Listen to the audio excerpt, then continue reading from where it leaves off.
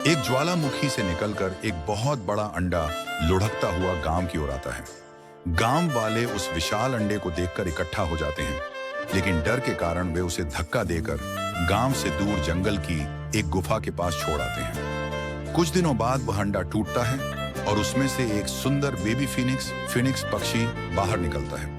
समय बीतता है और अचानक गांव में भयंकर ठंड और बर्फबारी होने लगती है।